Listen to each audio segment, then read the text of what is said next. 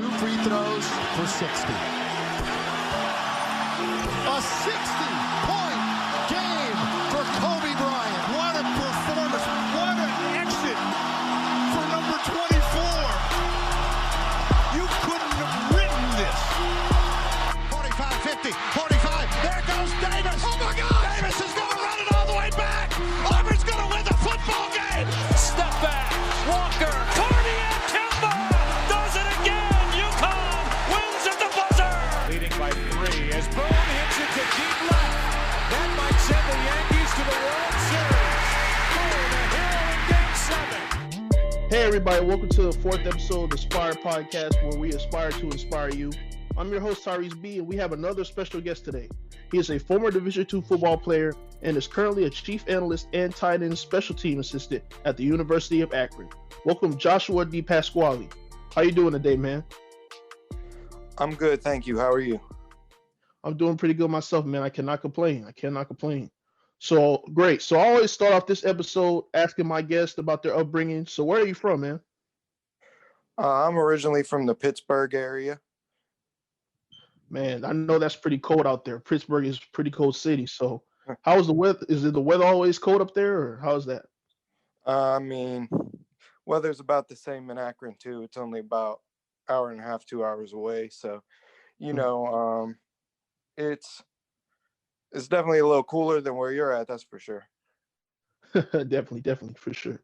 So, how's your childhood, man? What do you remember most about that time? I grew up playing baseball a lot. I didn't get into football actually until high school, so that was something that I kind of picked up later on. But always had an interest in sports, and growing up in Pittsburgh, I was definitely a big fan of the Steelers and the Pirates and the Penguins. Never was that much into hockey though, but I was definitely a huge fan of the Steelers growing up. Watched Pitt Panthers growing up a lot too, and West Virginia Mountaineers too, whether that was college football or college basketball. So those are kind of the teams I grew up with. Now I just tend to root for anywhere that I'm close with any of the coaches or players. I tend to root for those programs, and obviously first and foremost, rooting for my program, trying to make it the best that I can. Man, it sounds great. I know that's crazy. I was a big Pittsburgh Steelers fan growing up. I was a big fan of their days, especially when they went to the Super Bowl, and when they played the Arizona Cardinals. That was one of my favorite teams of the Steelers. So I just want to know, who was your favorite player on that team, or just in the Steelers? I would say growing up, my favorite ones to watch were Troy Polamalu and Hines Ward, definitely. I actually like Charlie Batch a lot, the backup quarterback, but I like Big Ben too. My two favorites were definitely Ward and Polamalu. I liked a lot of Heath Miller and Alan Faneca as well. Those were Casey Hampton. Those were all my favorites. Okay, that's a good list. Sir. I can agree with that. So I just also want to ask you, what was your favorite part of your childhood? Middle school, high school, elementary school. What was your favorite part? High school really exposed me to a lot of different opportunities. That's where I started playing football, and that's become essentially my whole life. So I think I would be mostly saying high school would be the part that really shaped me. Before that, middle school and elementary school, those days were fun, and that's when I started getting into sports as far as playing baseball, and then starting to do a little bit of track and field as well in middle school. So, I'd say they all definitely played their part, but high school is definitely the part that drove me towards football. Okay, great. So you said that you grew up watching, a lot of sports. As you say, you're a big fan of a lot of Pittsburgh teams, baseball, football, and hockey. But I just want to know, when did you get your first start in the sports? Was it football? Was it another sport? What was your first sport that you played? I started playing baseball. I started with t-ball from age 3 all the way up until my sophomore year of high school. I was playing baseball. Okay. And would you say that well, baseball is your first love or football? I'd say I liked baseball, but I love football. Okay. Football is Okay. definitely my first love. Well, your football career, when did you decide to put the pads on? Or well, you probably already said it, but when did you decide to put the pads on? It was high school. My little brother was actually playing football for his first time in like first or second grade. He played one season of football when he was young, and it was at that point I was in high school, and I started really talking to my friends about it, and just kind of made the decision like, I want to try football. It's something that I've always been into, not nearly to the level I am now, but it's something that's always interested me. I started playing. I was really undersized at the time. I was playing linebacker at only about 160 pounds, playing outside linebacker. At that point, I went up to IUP, a D2 school, to walk on. I walked on there, and it was, I had actually learned how to punt the ball because I wasn't skilled enough to play linebacker or safety at that level. So, I started punting, and then I walked on there, and it was I wasn't sure what it was going to look like in terms of playing time. I wasn't really going to be able to play. They definitely have better punters there. So I transferred down to a D3, Waynesburg University, and then I played some tight end there as well, as I was punting. And then once I got my punting skills up a little bit, I ended up transferring to Notre Dame College, a Division II in Cleveland, Ohio. And at that point, the NCAA had a little bit of an issue with me transferring up as far as eligibility goes. So my senior year, which was last year, I started coaching at Indiana University of Pennsylvania, IUP, the first school I was at. I went back there because I made good connections. I liked the program, and I worked with the offensive line and running backs and tight ends, all as an assistant for each of those positions, and was also the director of analytics there, and did some other jobs as well, and took a job actually at a JUCO football program, but for certain reasons I had to leave that behind, and I ended up making a good connection with my current boss here at Akron, and I'm really, really grateful for that opportunity, and for the fact that special teams coordinator and tight ends coach have also given me plenty to do, and the way I've been accepted here by the position coaches, the coordinators, and the head coach, just being able to get all the opportunities I've been looking for. Man, that sounds great, man. That sounds great. That's a crazy journey to get to where you're at, man. I want to go more in depth into, your story. But first, before I go into your coach career, I want to talk about high school. So, like you said, you played football in high school. I want to know, how far did your teams go? Did your teams go to state by any chance? My team made the playoffs. We lost to a very skilled McKeesport team, which is on the east side of Pittsburgh.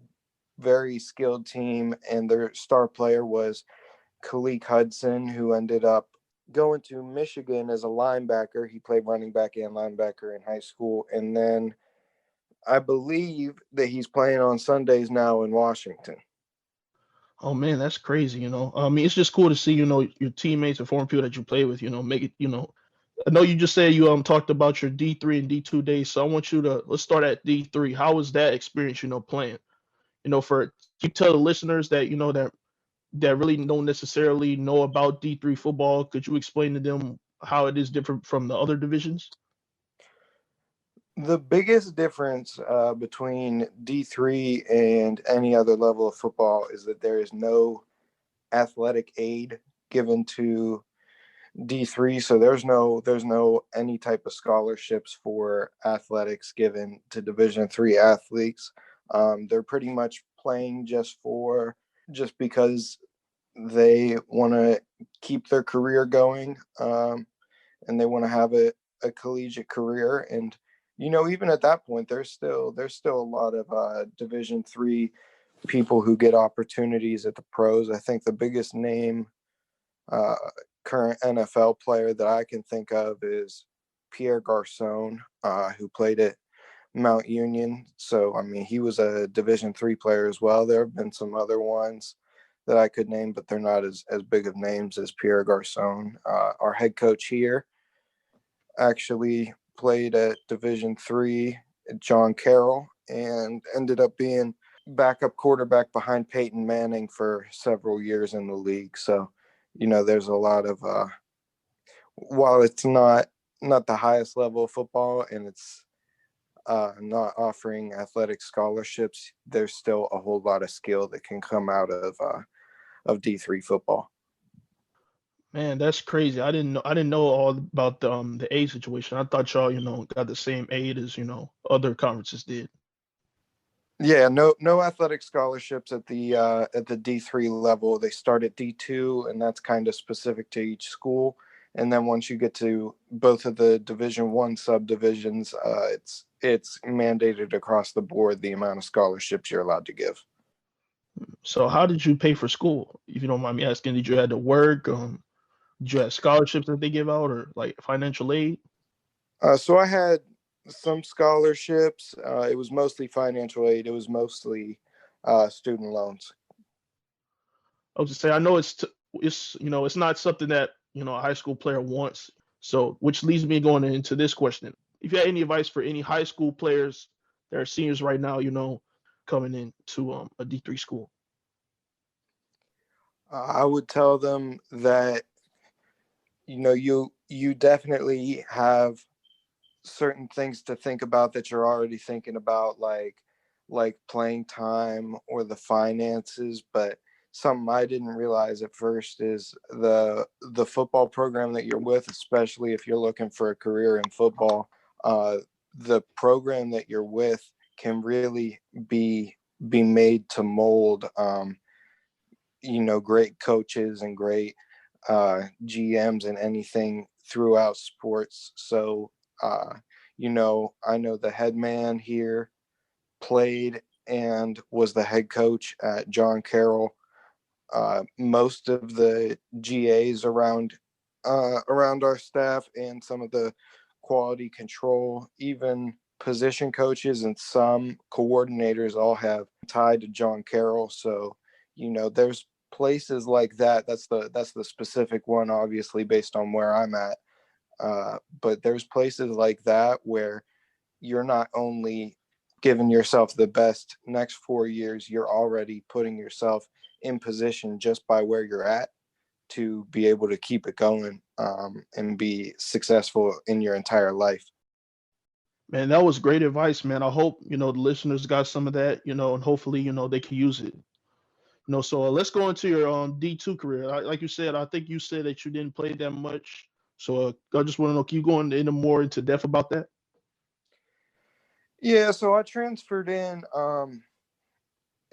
the spring semester of my junior year, and that was the only semester I ended up spending there because of not being eligible with the NCAA due to transferring multiple times.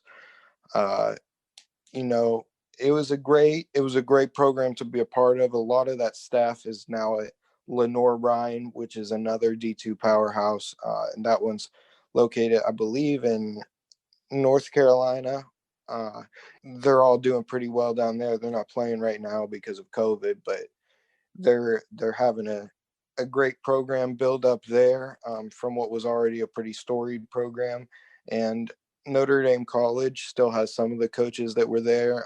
They brought in some new ones, and I think those are both great programs. And I think playing at Notre Dame College gave me a nice perspective. It was also my first time living in Ohio. It was a good experience overall. Despite my short time there, I had a whole lot of fun there. Okay, sounds great. So going into your time at Notre Dame College, how was that competition level? Did you see a difference? Was it about the same? I would say that there was definitely a difference. Now, this was honestly Notre Dame College could compete at the FCS level if they wanted to. In my opinion, they have, as far as I know, they have a good number of scholarships. I'm not sure the exact amount, and they're well coached and they're skilled. So I think that they're the type of program that could really compete even if they moved up to the next level, if they ever chose to do that. So with that preface being said, I would say there was definitely a level of difference in competition. I didn't even play tight end anymore once I moved up to D2 because I was 6 foot and about 190 pounds at the time. Well, maybe 6'1" and 190 pounds. And, I was still very undersized compared to all the other guys.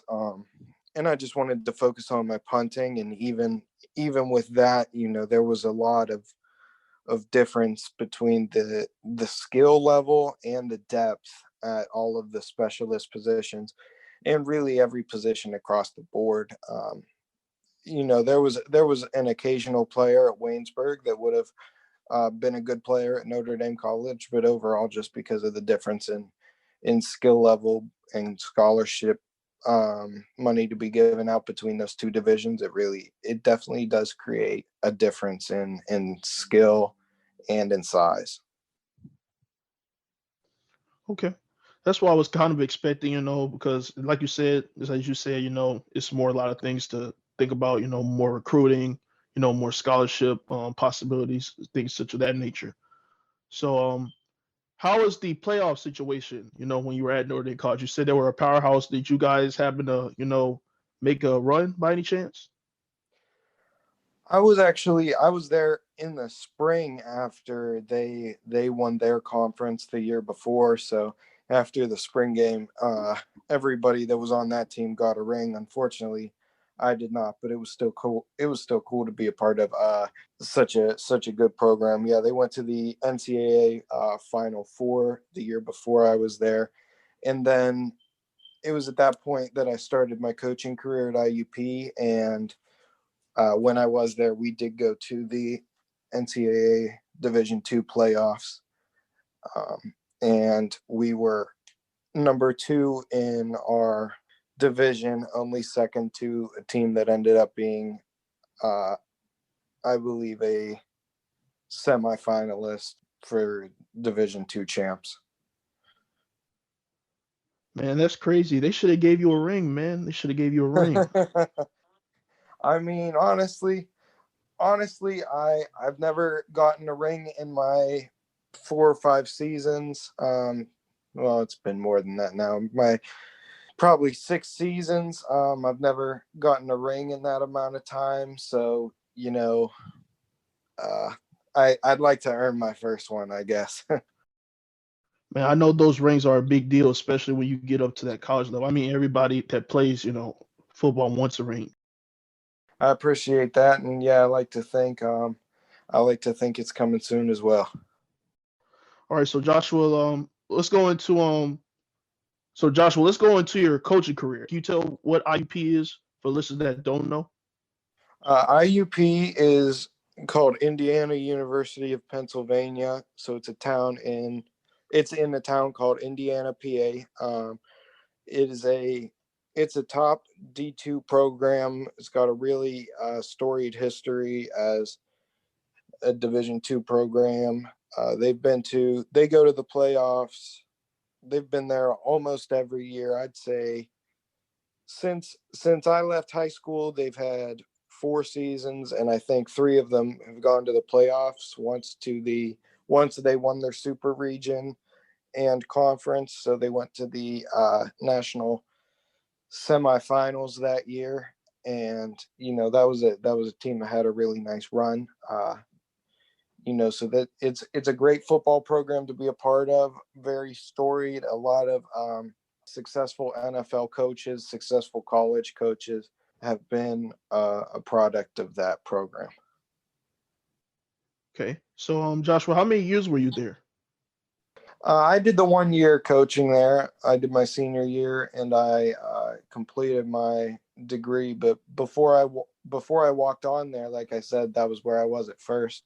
Before I walked on there, I actually started off as a student manager, and that's how I made the connections there that kind of allowed me to get my first real coaching job that was kind of like real coaches hours. I had helped out with my high school team over a summer while I was still playing, and I would coach the specialists while I was there and kind of help out with whatever else they needed help with. But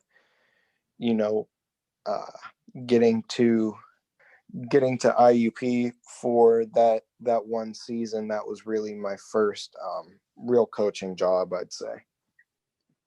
So now you talked about how you got your job right now, where if the y'all listeners don't know, he's currently, like I said before, he's a chief analyst and a special teams and a tight end assistant at the University of Akron. So could you tell us how did you get that job, or how did that materialize?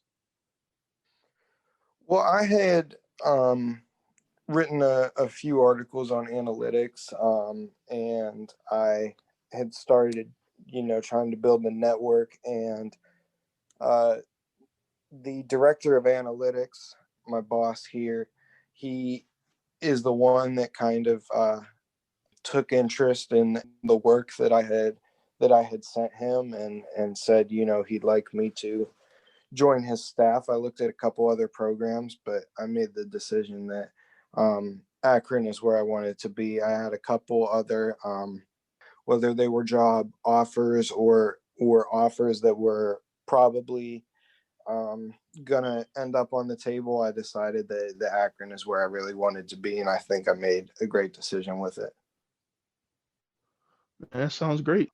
So what made you want to write about football analytics? I would say I kind of, when I created some formulas, some analytical systems, I would say that first of all, I knew it could help me moving up in my career to be able to kind of demonstrate the knowledge that I had put together. And at that point, I hadn't actually used any of this in application, because I had just started doing it this spring.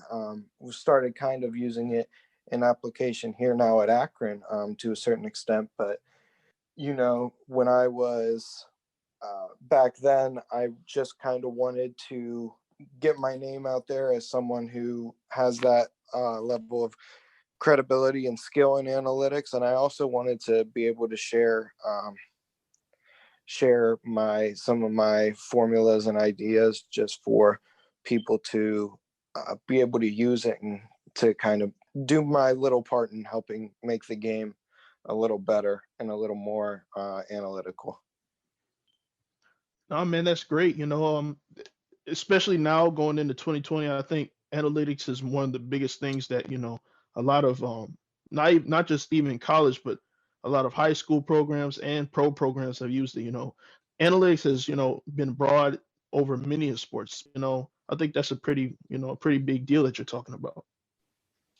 It definitely is. And I really appreciate when people of all kinds, whether it's fans, journalists like you, whatever it may be, when they appreciate the use of analytics. And here at Akron, I've been able to kind of demonstrate my value as far as that stuff goes. And in turn, because I've been able to do that, they've been really great about kind of whether it's giving me input or using the knowledge that I've tried to pass to them.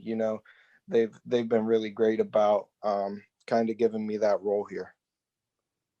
Okay. Great. So Joshua, a lot of teams this year they didn't participate. At the start of the season, they eased their way in. Of course, the four conferences that decided to not play at the start of the year were the MAC, Mountain West Conference, and I believe the Big Ten. So, and the Pac-12 as well. So a lot of conferences didn't want to play this year, but of course, y'all just recently played. I think starting this month. Was it last month? When did y'all start playing? November 4th was the kickoff for all 12 teams in the MAC. We played crossover games. East Division played the West Division. And then yesterday, 3 games were played. I believe all the East Division. And then tonight, 3 games are being played, all the West Division.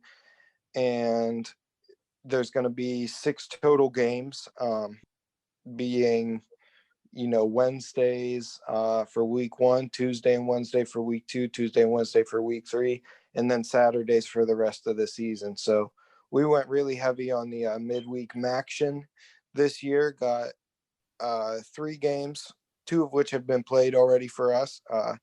In the middle of the week, we get a week and a half to kind of prepare for week 4, and then we get the rest are Saturday games, just like the rest of college football. Man, that's great, man. That's good to see, the MAC back in action, or you could say good to see the MACtion back. But going back to the COVID situation, like you said, you guys just started this month. How is the team morale, for this season, being able to play? I think there was a lot of excitement. At first we were going to play in the spring when they first canceled it, but then the other conferences started bringing football back, and then our conference made the decision to. And I think overall, most of us were just grateful for the opportunity. I know I was a little upset it was only 6 games, but I mean, from seeing the players and coaches at other levels, that aren't at the top level of college football, which is the FBS, that they don't get to play.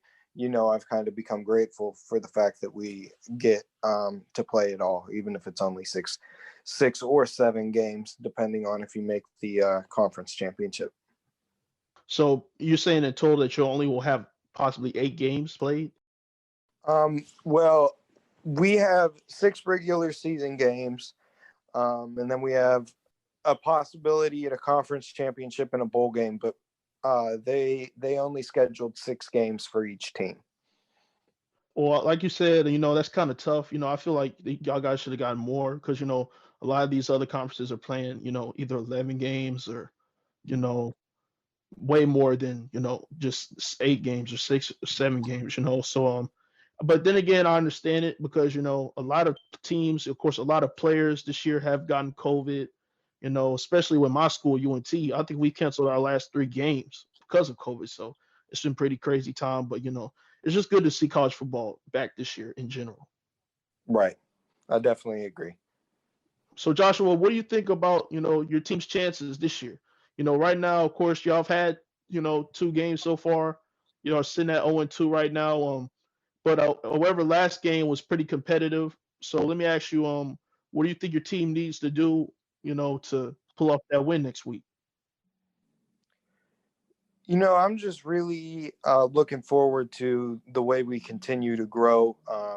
It's even seeing from week 1 to week 2, the way we were able to kind of start hanging in there and start being that team that can compete with any team in the conference. Ohio was projected, as well as Western Michigan. They were both projected to be 2 of the top teams in the conference, and we really hung in there with Ohio this week. And I think all we need to do is just put the pieces together a little bit more. And at that point, I think we can beat anyone in this conference because I've seen that we can hang with the best teams. I think we could beat anybody if we can finalize the recipe. Sounds like a great plan, man. Hopefully, you guys can pull off the win next week. Like you said, you guys play Kent State next week, which is a rival of y'all's. Very pivotal game for y'all as well since y'all 0-2. Can you tell the listeners when and where you can watch that game? I actually haven't seen the TV schedule for that game. I know we were on CBS Sports Network this week, but the Kent State game, I believe it'll be Tuesday night at 7 p.m. Tuesday, November 17th. Well, guys, you heard it here first. I definitely think you guys should catch that game. Definitely be a big rivalry game. Kent State, Akron, when they both play, have been pretty close games. So hopefully we'll see a good one next Tuesday. Yeah, definitely hope so. Hopefully we can come home with the wagon wheel this year. Yes, sir. So with the COVID situation, are fans coming to the game still, or how's that working out? So it's all specific to the host team. The host team has to, in our conference, provide tickets for the same amount of tickets for each player or coach for the home or away team. So what we do at Akron is we provide 4 tickets for the family or friends of each player or coach if they so choose to take advantage of all 4 of those tickets. As far as the road games go, I only know about the teams we're playing. I know Kent State and Buffalo are not allowing fans at all. Ohio allowed 2 fans per player or coach. Well, that's not a lot of fans, but hey, you got to take what you can get at times like these. So yeah, definitely. I mean, it's not the same atmosphere. It feels a lot more like in D2 when we were playing in front of closer to 5,000 people than maybe 25,000, but right. It's still a great thing to be able to play football at all. And that's kind of what I've learned this year is you can't take football for granted. So you got to just take what you can get. I mean, the fans and stuff, the atmosphere, that's an added bonus. The football part is the part I really love. Right. I agree. Like you said, we're in tough times, with the COVID situation, next season, by the time August or September comes around, things will be at full capacity once again, we'll actually have fans, a whole stadium full of fans, but only time will tell with the COVID situation. So hopefully, I pray for the best. Yeah, me too. Fingers crossed. Prayers up. So Joshua, what are your future endeavors with this coaching situation? Right now you're, like you said, you work with the tight ends and the special teams, as an assistant. Are you looking to possibly, become an actual coach for a team by any chance? I definitely have a goal to move up first in analytics and then being able to kind of work with a bigger position group. I'd like to coach an offensive line one day, and I'd like to kind of delegate my analytics duties until I can kind of have people doing that stuff for me, and they're able to do it to the level I want, because obviously as an analyst I take the analytics very seriously. So it's something that I want to use when I'm calling plays of an offensive line, and eventually be a head coach. So as of right now, you're a chief analyst and you are assistant for the tight ends and the special teams. So what are your future endeavors in this, in this coaching industry? What do you want to be? What is your end goal? I'd like to continue to move up in analytics and in coaching, and eventually be able to use my own analytics and some analytics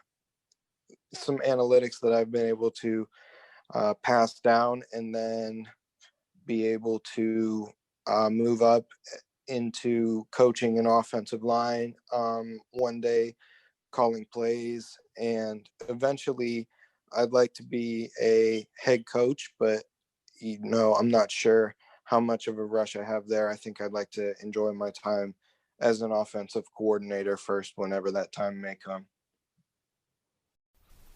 Well, man, I wish you nothing but the best in your future endeavors, man. I think, hopefully, you could possibly, move up in the coaching world. So, Yeah, it's definitely that would definitely be the goal, and I appreciate all that.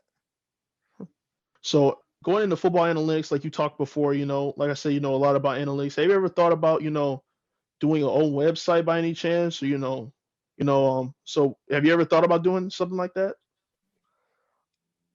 I think what I've done so far as like writing articles about it, and like occasionally giving a presentation on it, or a clinic, or whatever it may be, I think that's as far as I would want to go with that, because a lot of the applied analytics stuff, we like to keep kind of close to the belt, especially, I actually had kind of an idea to kind of have a joint effort between all analysts at the NCAA, and to be able to just kind of pull all our data together and be able to advance the game forward. But unfortunately, it's we don't want to give away too much information about our own teams, so that's kind of what stifles that, and what would kind of stifle being able to talk about this like every week. I definitely think that there's some things that I would want to put into the game to just see it improve overall, and I think what I've done so far is kind of the appropriate amount for what we do overall. No, that's understandable. You don't want nobody to get a, advantage on your team. You definitely don't want to, a spygate like how the Patriots did. So, Right. all right, Josh. So I wanted to do something new with this podcast. I think I want to start off with you. I think because of your broad football career. So I want to ask this question. What was the craziest experience, or the greatest or funnest experience that you've ever had, in the sport of football? Oh man, I've definitely had a lot of fun experiences, at IUP, with the amount of games we won last year. I really liked winning our rivalry game.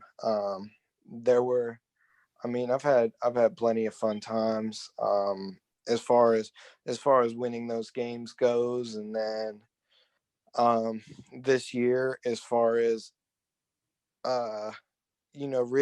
really getting into really grinding as much as I can, and working however long it takes a week, maybe 80, 90 hours a week. I like all that type of stuff, and I had fun experiences in my playing career too. As far as when I was playing at Waynesburg, being able to get a couple starts there was a really fun time for me. And I have plenty of fond memories about those games that I started in, and about any of the games I played in. And right now, there's continuing to build memories as far as my coaching career goes, which is a pretty young coaching career, but plenty of different things that went on last year that have definitely spiced it up. Man, I hear you, man. It's only the beginning, So I know the chapter is, this chapter is definitely not closed. You got a whole long of a career to go. So hopefully, who knows, maybe in the next 10 years, you might be a head coach in the league or something. And maybe you could possibly hop on the podcast again. So you never know. Definitely. All right. as a football analytics guy, I want to just talk about the NFL for a second. Who do you think is the best player in the league? And also, who do you think is going to win the Super Bowl this year? Well, I mean, I like the Steelers. I grew up in Pittsburgh, so I have to say I'd like to see the Steelers win it this year. As far as the best player in the league goes, I think that at that certain level, there are so many factors that go into a best player, and you know, there's a lot more discrepancy between skill level when you look at the lower levels of football. So if you're looking at high school football, there's your best player and worst player are going to be light years apart in skill level. But in pro football, I mean, you really have to be good to even make a practice squad in the league. You have to be a great football player. But all that being said, and if I were just to go with my personal opinion, I really like Aaron Donald, the defensive tackle. He played for Pitt, so I liked watching him at Pitt. And then being with the Rams, he's just been kind of a force forever with them, and he's one of the most athletic and physically fit defensive tackles that you'll see in the game. So, I think that he would definitely be my choice for it. Man, those are good answers. Of course, I can't be mad with the Steelers, especially, of course, they're undefeated right now, even though they almost got beat by, the Cowgirls last week. So, but I'm glad y'all pulled it off. I'm glad y'all pulled it off. So I think maybe it might be Aaron Rodgers here. I got a feeling that the Packers might, pull it off. He could get his second ring. Um, as for best players wise, I would agree with Aaron Donald. Aaron Donald is insane. Yeah, definitely. And I think that to be able to have that level of dominance in professional football, I mean, that's just something crazy, and that's something you need to work hours and hours for, not just in the mental side of football and learning the playbook, but not even the physical side as well, but the recovery side too, the everything you need to know about football. You put it all together, and I mean, you're looking at it's more than a full-time job. It's incredible how much work and how much physical gift it takes to be a force in the NFL like that, like Aaron Donald. Definitely. I mean, the work doesn't come easy. Nothing comes easy, especially when you get to the league. So the fact that, his abilities and, his work ethic translated so perfectly to the NFL, it makes sense why he's probably one of the best defensive tackles that I've seen. So once again, Josh, I want to say thank you for coming on the show once again. I appreciate you for, deciding to hop on the podcast. I want you to take this time to talk about, your future endeavors, where to follow you at on Twitter or social media. Well, all right. So let's start by you can follow me on Twitter or Instagram at coach_J_D. Um, as far as my future endeavors, like we said, I'd definitely be interested in becoming an offensive line coach, eventually an OC, and a head coach one day. And as far as for people getting into the game and coaching, it's not going to be easy. And even when you do start like breaking in to really into coaching, like I'm like the point I'm at, you're still going to have to work extremely, extremely hard, maybe even harder than you did in the past. And uh you need to, I'd say, you always want to network. And that's one of the most important things in this field. You got to know people. You got to, because this profession is all performance based. You need to be able uh, to create the best product on the field that you can as a coach. So it makes sense that people will want people they know and that they can count on, to be the ones making their team better. there's some other factors that go into it too. I've also written an article on some pieces of advice for being a young coach that you can find on my Twitter somewhere on there, or you can look on the Football Coaches Forum. It's 10 different things, but I mean, the main takeaways are you got to be willing to do the dirty work. You got to be networking, working extremely hard, and you've got to be able to do something to separate yourself that makes you the best at what you do. And that's what I think analytics is for me. I'll run like really complicated efficiency studies and get them done in like 20 minutes like I did this morning because it needed done in a certain amount of time. And I don't I couldn't call plays as well as anyone on our staff, and I probably don't know the techniques as well as anyone with their specific position, but that's the value I bring, is that I do that. I do the studies, I do the research, I do the analytics better than anyone, almost anyone else that's doing it. So, that's where I shine, and I think it's definitely important to find your place, that you can stand out as a young coach, and you got to be willing to admit that that's not going to be with actually coaching a position, or with you got to be willing to adapt and find the thing that you can be great at. Well, y'all, that's the end of the podcast. I want to thank Coach Joshua for coming on and blessing the podcast, with his experience and expertise in, football. And I also want to thank you guys, the listeners, for tuning in, and supporting us. Feel free to like, comment, and subscribe to the podcast for future episodes. We have a new episode coming out in the next 2 weeks. But until then, stay safe and stay inspired.